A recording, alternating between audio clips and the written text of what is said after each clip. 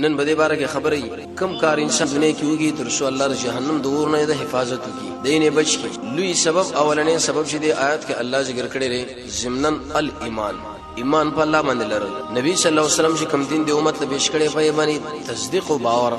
عقیده غیر لرل نبی صلی الله علیه وسلم باندې اعتماد کول د هر قسم کفر او شرک نه جدایي دویم حدیث ترمذی کې راځي عبد الله ابن مسعود فرمایي نرمی کول معاملہ کی سړی دکاندار دی خوراک او ورکړه کې نرمی کوي دی وجنه جانب مقابل مؤمن دی د انسان بل الله جهنم د اور نه بچ کی دریم چې کړي انسان الله ډیر اهل او عیال ورکړي او دا د حلال رزق کوشش کوي لګي کې متوسط او کډیر قناعت کوي ناشکری نه کوي حرام الله سره وړاندې کوي د انسان بل الله اور نه بچ کی څلورم چې کړي انسان د خپل ژوند پاک دامنې کې تیر کې معنا د اشتباهي شین نزان ساتي یوځه کې دل د ایمان لا د اسلام نظر برسیږي واغ ټول پری دی احتیاطي سړی دی ویل شي احتیاطي پنځم چې کله انسان الله یو منصب ورکي او دا پر منصب کې دروغ ونه وي خاص کر بادشاہ دا بل اور نه بچ شپږم د نبی صلی الله علیه وسلم دا حدیث معلومیږي چې کله انسان د ګوندي حقوق د دې لحاظ ساتي کینه نیک اعمال د انسان به د برباد شي او د جهنم اور له تیار شي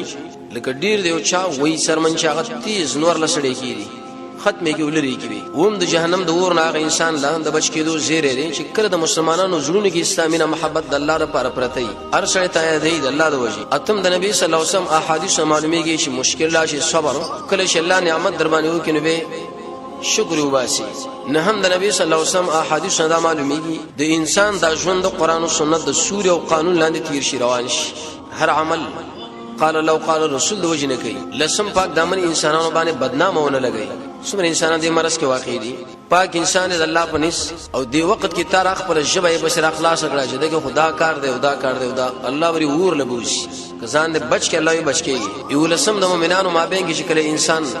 جدایی او فراق نه راولي حدیث کې راځي چې انسان بل الله جنت لمبونه دي شاید او کسانو مابین کې جنگول کوي خاص کر به اعتمادي دولسم اهل علم ذکر کړي چې انسان له دراز عمر الله ورکړي لیکن د ټولو سره سره د دین پر شعباتو کې استعماليږي د انسان بل الله دې اور نه بچ کې النار د لسم شکل انسان دا شکل په دې کیفیت باندې جوړ کې چې تار سړی وګوري سړی الله راځي دام د اور نه بچ کې سوار لسم داخله سره خیر ته مولري امام ترمذی امام بهقي دي دواړو دا حدیث نقل کړي دي بن لسم ته په کوم حکم باندې الله مکلف کړي لکه منځ د دې حفاظت کوي د دې شین نشاغور باندې تخریبيږي ساتي شپارسم خاص کړ د وعده پابندي قران کې الله فرمایي د دې وعده نه الله د دې وعده باره کې وځه پښتنه کوم ان العهد چې ولې ما تکړه ولسمه اهل المدا ذکر کړي سړی بر جهنم د اور نه بچيږي په دې طریقه باندې چې کوم امانت تاسو الله کې خودو مخلوق کې خودو نبی صلی الله علیه وسلم کې خودو